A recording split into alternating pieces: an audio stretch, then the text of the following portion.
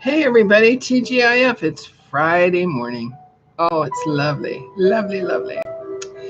And the title of this short video, The Content Creator's Enigma, occurred to me yesterday when I sort of got it that the right wing, the red pill, are people who are talking about what's correct, and the left wing, the liberal people, are what's talking about what's true, what's correct versus what's true. And they're not meeting at the space that says some things are right and some things are wrong. Okay. Especially, we're not meeting where right and wrong can converge.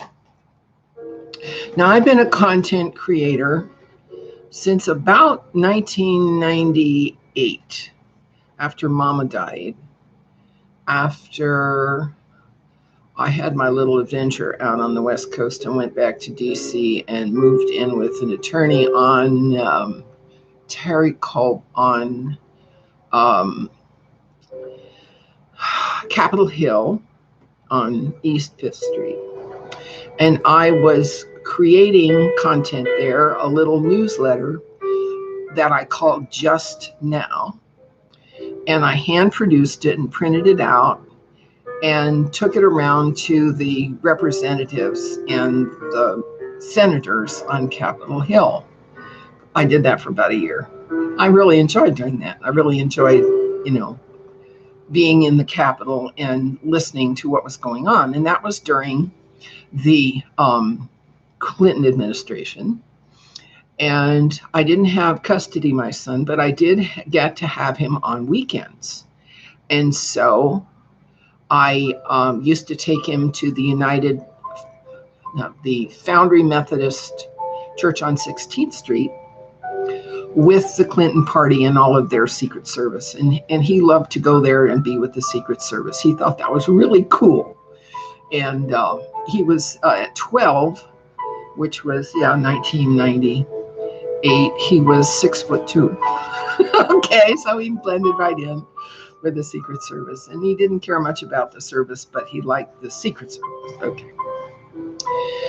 And it was about that time I began posting content because it occurred to me that I got rid of my TV in 1997, and I knew that the mainstream media had an agenda. They were being told what to say by a central point of doctrine, just like a church, just exactly like a church, okay? The mainstream media is doling out doctrine just like a church, just like the Catholic Church, in fact, okay? Doling out doctrine. And I thought that that was unfair. And so I began my conversations and intrusions into forums and bulletin boards, and there wasn't much social media in those days. It was all bulletins boards, and the New York Times had a forum called a Buzz, and I was there for 4 or 5 years, and that's where I ran into George Herbert Walker Bush and his doppelganger Bruce D. And that's when I saved off transcripts of the things that George Herbert Walker Bush said, because I realized that this other agenda had really taken over.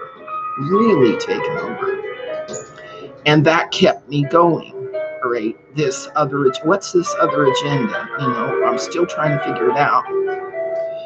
And then in 2005, I moved to San Jose and I went full-time online,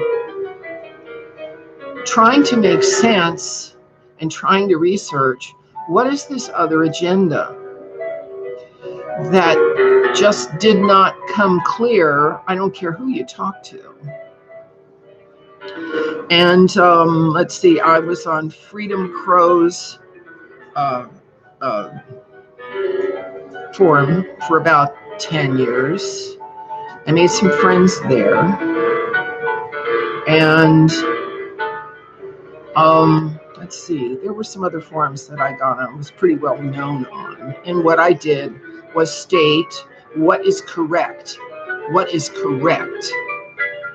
What is true is that people are suffering. What is true is that people are getting ripped off. What is true is that there's this agenda going on over our heads that we're not being informed about. That's what's true. And of course, the left is all about that. The left is all about protesting the fact that life is very harsh and difficult and with unsolved problems. But the right is dealing with what's correct, what works, what has been effective in the past, how to make things work. The right is a little bit more experienced, but a little more idealistic and hang more with what's went on in the past. But as we've gone on, now I have been a content creator for 20 years, 10 years with Facebook. And on Facebook, I have 14 pages. And my 14 pages don't go anywhere because the owner of Facebook buys into that unspoken agenda. The unspoken agenda carries on even now. Yesterday, Mike, I think his name is Andrews, Mike Andrews from Bright Eon, where I post a lot of my historical videos. It's a safe place. They won't throw me out because I'm primarily concerned with what's correct in terms of what happened in the past, what is happening now. And I'm less concerned with words about the past, which are, interpretations, opinions. I'm more concerned with what is correct about where we are and what is correct about where we're going, because that's what's scary, is what's correct about where we're going. Okay, so where we're going is in terms of long-term effects. Okay, the social media shadow banned me so that the content that I put up and display every day is seen by only a tiny handful of people, whereas popular content will get 20,000 views in a day. I never get more than 50 on YouTube. And on Facebook, any posting I put up rarely gets more than 4 or 5 comments. You see, even though I have over 8,000 friends, they never get to see what I put up unless they actually come and look for me. And I'm split into 2 pages, the Maureen page and the Emily page. I'm off of Twitter completely right now. I don't know whether I'm going to be able to negotiate a deal with them, but they took me down on a false charge, just as I was deplatformed here at YouTube on a false charge. YouTube accused me of meddling with their software, which is just crazy, just crazy. All right, they do not want the people talking about what is correct. They only want to allow people to bitch, moan, and groan about what is true. Okay. And so we have a very hard time getting to what is appropriate and what will work and what is right. And what we have in our face is what is wrong. Great. Now, what goes with this unspoken agenda? And the unspoken agenda was initiated 200 or 300 years ago by a document called the Protocols of the Learned Elders of Zion. And that is a worldwide empire that duplicates the Tartarian Empire and the Roman Empire and the Greece Empire and the Assyrian Empire. Empire in brackets has its own characteristics. Empire is about commerce. Empire is fascism because it's the state married to commerce. Okay. And the empire's idea of commerce and the Maritime Admiralty corporate statutes, UCC codes, human lives are chattel cattle, basically consumable products. And if a human being wants to be a sovereign, you have to go through a bunch of political processes to declare yourself a sovereign. And in the meantime, all kinds of presumptions are made about what and who you are and what rights you do and don't have under maritime admiralty law. And you have this name in all capitals, and you get subjected to the gaming of commerce and collections and taxes and stuff. And the people who find out what is correct about the gaming of the system, the gaming of the empire, are squelched, suppressed, persecuted. They're disappear, they're suicided, they're off. They have to be gotten rid of by the powers that be that are reestablishing and restoring commerce empire on this world. Whereas the people don't want commerce empire because of its practices. In commerce empire, child sex trafficking, porn, prostitution, and human trafficking are all just business, baby. That's all they are, just business in the New World Order. And for people who don't buy into those cruel practices, there's nowhere to go. There's nowhere to go. Now, there have been a few, very few communities that have been able to sequester themselves and insulate themselves against the empire. The Essenes did it for a while, and then they went underground. A lot of them are underground. I'm not going to name them because I want them to be safe. But what that tells me is that in a technical and correct way, it is possible for a community to sequester itself lawfully on lands titled allodial title and administered under a rock solid bloodline administration through time. All right, there have been communities that have been able to do this.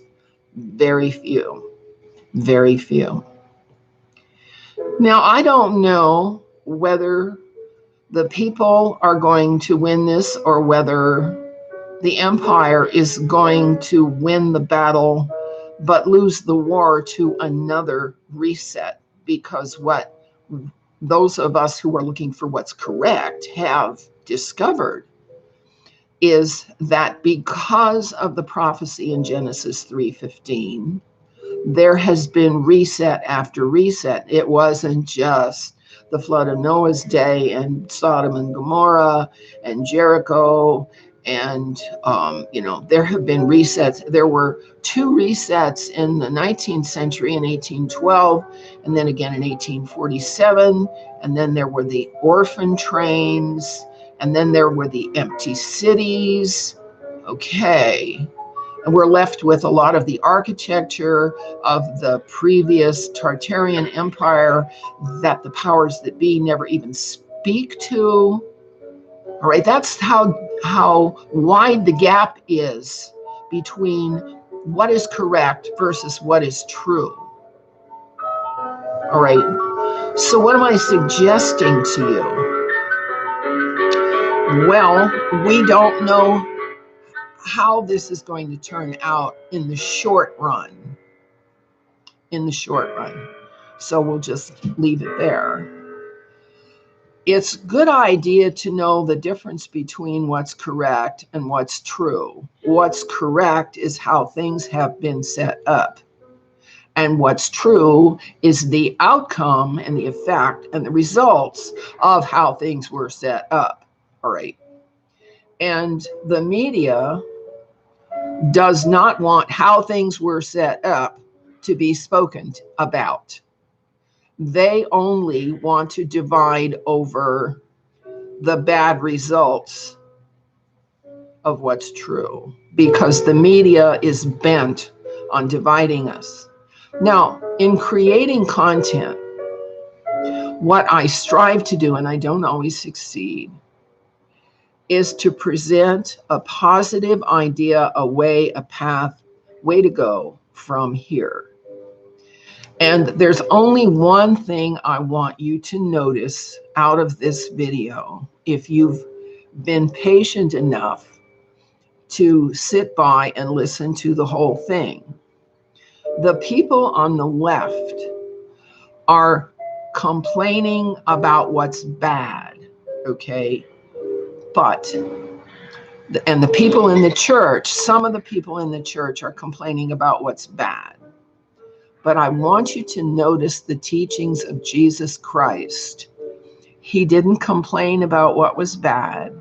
He talked about what would work, what would be correct, how things might work out better. His methods work. All right. I noticed that very, very, very young, that his methods and his teachings, insofar as behaving toward each other, work out for good. And so that's what I endeavor to create. The problem that I am penalized for talking about what is correct is simply what's true. And so we have to cope with this. Now, how much time am I going to spend creating content for social media who hold what's correct in contempt, who don't want to hear what's correct in how things have been set up? Recently, I'm taken off Twitter because I told them what is correct about holy book teachings that teach violence. And my posts were perfectly correct, but I was accused of fomenting hatred, which is not what I was doing, which was not, apparently the AI just processed the words without looking at the meaning of the whole sentence. And that's what AI does. AI just looks for cues and then makes presumptions and summary judgments on the cues. And that's why so many people are kicked off social media for having done either something trivial or a mistake, because it's the AI that's deciding for the human beings what's right and what's wrong. And so that's where we go into the weekend. Hey, we're learning all the time, even and by virtue of the renegade behavior of social media. And that's just how it is. So have a happy weekend. See you. Bye-bye.